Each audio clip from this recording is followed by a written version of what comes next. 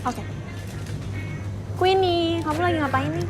Ini aku lagi ngecek kadar gula sama lemak dari makanan ini, tapi kayak aku takut gendut tau kalau makan ini. Kayak apa nggak usah makan aja kali ya. Jangan sih, kalau kamu mau diet, jangan sampai kamu ngekat semua gula ataupun lemak. Itu tuh sebenarnya nggak baik tahu, karena mereka tuh juga punya fungsi buat tubuh kita. Emang iya. Iya, nah supaya kamu lebih jelas, kamu nonton penjelasan video ini ya. Selamat siang semuanya. Kali ini kelompok kami yang beranggotakan saya Nadine, Afril, Cevilita, Elaine, Karina, Maureen, Nikita, dan juga Queenie akan mempresentasikan tentang lipid. Pertama, saya akan mulai terlebih dahulu dari definisi lipid itu sendiri. Lipid adalah sebagian besar dari molekul kecil yang merupakan zat organik dan tidak larut dalam air, melainkan larut dalam pelarut organik. Kemudian ada juga konsep biomedikal dalam lipid itu sendiri. Dimulai dari yang pertama, lipid penting bagi tubuh sebagai sumber vitamin dan larut dalam lemak, seperti vitamin A, D, E, dan juga K. Kemudian triacylglycerol atau TAX yang disimpan dalam jaringan adiposa merupakan cadangan bahan bakar bagi tubuh kita. Yang ketiga, asam lemak siklik atau cyclic fatty acid, terutama Greek acid, digunakan untuk pengobatan kusta. Kemudian, lemak dan minyak yang terkena paparan udara, kelembapan atau bakteri dan lain-lain dapat mengalami kerusakan. Dan yang terakhir, sefalin membantu dalam pembekuan darah. Selanjutnya adalah fungsi dari lipid itu sendiri. Yang pertama adalah membantu menyediakan asam lemak esensial, menyimpan dan memindahkan energi, mengendalikan sel, menjaga suhu tubuh, menyerap vitamin, dan juga mengatur hormon. Lipid juga dibagi menjadi beberapa klasifikasi besar. Yang pertama ada simple lipids, complex atau compound lipids, kemudian derived lipids, dan juga miscellaneous lipids yang akan dijelaskan secara lebih detail di slide-slide berikutnya. Masuk ke dalam simple lipid. Simple lipid merupakan lipid yang paling sederhana, terdiri dari 3 komponen, yaitu fatty acid, glycerol, dan head group. Simple lipid ini merupakan ester dari fatty acid dengan alkohol yang sifatnya hidrofilik atau tidak dapat larut dalam air. Contoh dari simple lipid ada fats dan oil, atau bisa disebut dengan triacylglycerol, merupakan ester dari fatty acid dengan glycerol, dan ada waxes yang merupakan ester dari fatty acid dengan alkohol selain dari glycerol. Penjelasan lanjut tentang triacylglycerol. Triacylglycerol atau disebut juga dengan TAG adalah sebagai cadangan energi dalam jaringan adiposa yang memiliki sifat tidak larut dalam air atau hidrofobik. Sifat-sifat dari TAG ini ada hidrolisis, yaitu reaksi pemecahan dengan lipase sehingga memproduksi FFA atau free fatty acid, dan glycerol. Ada saponifikasi, yaitu reaksi TAG dengan alkalin sehingga memproduksi sabun dan glycerol. Dan ada rancidity, yaitu pembusukan lemak dan minyak karena tereksposnya dengan udara, cahaya, bakteri, dan lembab. Ini menghasilkan bau tidak sedap. Selanjutnya adalah kompleks lipid. Jadi kompleks lipid itu merupakan senyawa lemak yang mengandung komponen alkohol dan komponen tambahan lainnya seperti gugus fosfat, karbohidrat, atau basa nitrogen. Nah, kompleks lipid ini terdiri dari 3, yaitu fosfolipid, glikolipid, dan lipoprotein. Untuk klasifikasi selanjutnya terdapat derived lipids, yaitu kombinasi antara simple lipids dan compound lipids melalui proses hidrolisis. Contohnya ada steroid dan keton. Untuk selanjutnya ada miscellaneous lipid, yaitu gabungan dari compound lipids, terdapat karotinoid sama squalene dan terpenes. Oke, berikutnya merupakan fatty acid. Jadi fatty acid itu dia itu sangat berhubungan dengan materi lipids, dan arti dari fatty acid sendiri adalah dia itu merupakan asam lemak senyawa lipid yang dapat berasal dari produk nabati ataupun hewani. Nah, jadi dia itu terdiri dari 4 sampai 36 karbon yang terdiri dari carboxylic acid yang bersifat asam dan juga hidrokarbon sebagai side chain-nya. Nah, jadi secara keseluruhan dia itu memiliki banyak fungsi berdasarkan tipe-tipenya sendiri. Tetapi dia itu dapat memiliki fungsi untuk dimetabolisme menjadi energi, lalu memiliki fungsi struktural dalam tubuh.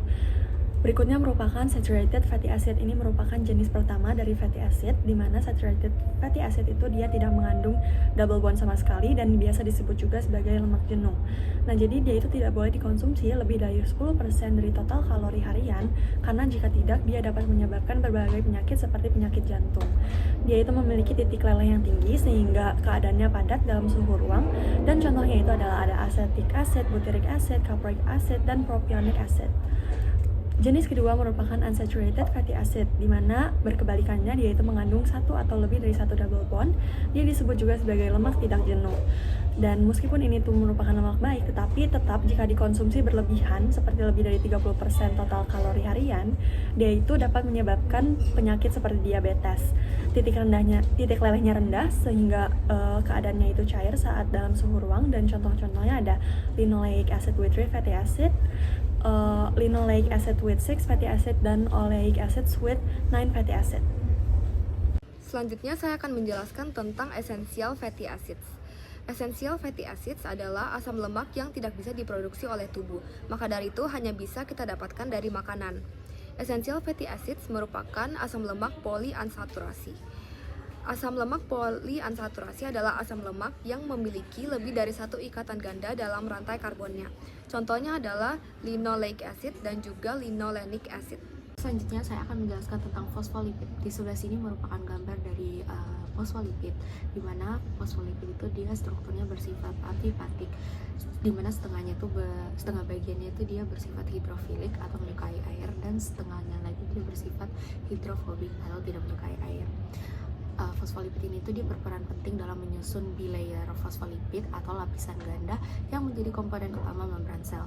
Dan fosfolipid itu dia dibagi menjadi dua, yaitu gliserofosfolipid dan sphingofosfolipid. Selanjutnya saya akan menjelaskan tentang gliserofosfolipid. Nah, gliserofosfolipid ini dia itu terdiri dari gliserol 3-fosfat yang teresterifikasi pada posisi C1 dan C2 dengan asam lemak. Biasanya C1 ini itu dia mengandung asam lemak jenuh, sedangkan C2 dia mengandung asam lemak tidak jenuh. Contoh dari gliserofosfolipid ini yaitu lecithin, cephalin, dan plasmalogens. Selanjutnya yang terakhir yaitu sphingofosfolipid, di mana kerangka utamanya itu dia berasal dari sphingosine, dan dia termasuk dalam sphingolipid karena strukturnya yang berbasis dengan sphingosine, dan dia juga termasuk dalam kelompok fosfolipid karena dia ada gugus fosfatnya. Contoh dari sphingofosfolipid ini yaitu sphingomyelids, di mana sphingomyelids ini tuh dia terletak di myelin sheath di nervous system. Kompleks lipid yang selanjutnya adalah glikolipid. Glikolipid terdiri dari lemak yang terikat pada karbohidrat. Ini memiliki dua bagian, yaitu yang pertama adalah bagian lipid, yang terdiri dari asam lemak yang membentuk bagian hidrofobik dan juga karbohidrat, yang merupakan rantai gula yang terikat pada bagian lipid yang membentuk bagian hidrofilik. Bentuk simpel dari glikolipid adalah cerebosides, dan contohnya adalah galactocerebosides dan juga glucocerebosides. Oke, selanjutnya saya akan menjelaskan mengenai lipoproteins. Jadi lipoprotein merupakan partikel kompleks yang terdiri dari lipid dan protein yang berfungsi untuk mengangkut lemak dalam darah. Terdapat 5 tipe lipoprotein. Yang pertama adalah chylomicrons, merupakan lipoprotein dengan kandungan lemak lebih banyak daripada protein, berfungsi sebagai pengangkut lemak paling penting di dalam darah. Kedua adalah very low density lipoproteins atau VLDL, yang merupakan lipoprotein dengan kandungan lemak paling banyak yang berfungsi untuk membantu pengangkutan trigliserida yang dibentuk oleh hati. Ketiga ada high density lipoproteins atau HDL, merupakan lipoprotein paling kecil, berfungsi untuk membantu pengangkutan kolesterol dan fosfolipids. Yang keempat ada low density lipoproteins atau LDL, yang merupakan lipoprotein pengangkut kolesterol terbanyak. Nah, biasanya LDL ini juga disebut sebagai lemak jahat. Dan terakhir adalah free fatty acid albumin complexes. Jadi, sekarang saya akan menjelaskan mengenai metabolisme lipid. Nah, kalau misalnya kita makan makanan berlemak seperti gorengan, daging, susu, atau kacang-kacangan, tubuh kita itu akan memproses lemak ini melalui metabolisme lipid supaya bisa digunakan dengan baik. Nah, ada beberapa tahap penting dalam metabolisme lipid. Yang pertama itu adalah pencernaan dan penyerapan lemak. Saat kita makan makanan berlemak, tubuh kita itu tidak bisa langsung menyerapnya. Maka dari itu, lemak harus dipecah terlebih dahulu oleh enzim yang disebut sebagai enzim lipase dari pankreas. Lipase ini akan mengubah lemak, terutama trigliserida, menjadi asam lemak dan juga gliserol supaya bisa diserap di usus halus. Setelah itu, asam lemak akan dikemas dalam kantong khusus atau lipoprotein besar bernama kilomikron yang nantinya akan masuk ke dalam pembuluh limfatik, lalu akan masuk ke dalam pembuluh darah vena subclavia kiri. Nah, seperti yang sudah diketahui, lemak itu adalah hidrofobik atau tidak bisa larut dalam air. Maka dari itu, ada beberapa lipoprotein yang dapat membantu transportasi lemak kepada jaringan-jaringan tubuh, seperti kilomikron, FLDL, HDL, dan juga LDL. Nah, untuk tahap yang kedua itu adalah pemecahan lemak untuk energi atau lipolisis dan beta oksidasi. Nah, jika tubuh itu membutuhkan energi seperti saat ingin berolahraga, lemak itu akan dipecah menjadi asam lemak dan gliserol melalui proses yang disebut sebagai lipolisis. Lalu asam lemak itu akan masuk ke dalam mitokondria atau pusat energi sel dan mengalami beta oksidasi yang mengubahnya menjadi asetil koenzim A. Asetil koenzim A ini akan masuk ke siklus Krebs dan akhirnya akan menghasilkan ATP, yaitu energi yang akan dipakai tubuh untuk bergerak dan juga berpikir. Yang keempat itu ada penyimpanan lemak atau lipogenesis. Jika kita makan makanan yang terlalu berlebihan, terutama makanan yang banyak mengandung karbohidrat dan juga gula, tubuh kita ini akan mengubahnya menjadi lemak melalui proses yang disebut sebagai lipogenesis. Nah, lemak ini akan disimpan di jaringan adiposa atau lemak tubuh, terutama di bawah kulit dan di sekitar organ dalam tubuh kita. Namun, kalau terlalu banyak lemak yang menumpuk bisa menyebabkan obesitas atau gangguan kesehatan lainnya. Nah, tahap kelima itu adalah produksi badan keton. Jika kita itu berpuasa atau tidak makan karbohidrat dalam waktu yang lama, tubuh kita itu tidak akan mempunyai glukosa yang cukup untuk membuat energi. Maka dari itu, sebagai gantinya, hati akan mengubah lemak menjadi badan keton yang bisa dipakai sebagai sumber energi alternatif, terutama pada otak. Tapi, jika kadar badan keton itu akan terlalu tinggi, bisa menyebabkan kondisi yang berbahaya bagi tubuh. Untuk penyakit yang pertama ada arteriosklerosis, di mana terjadi tumpukan kolesterol dan zat-zat lain dalam dinding pembuluh darah arteri. Gejalanya terdapat nyeri di dada, sesak nafas, pusing, dan jantung berdebar-debar. Arteriosklerosis disebabkan oleh pola makan yang tidak sehat, berolahraga yang kurang, riwayat diabetes atau kolesterol yang tinggi.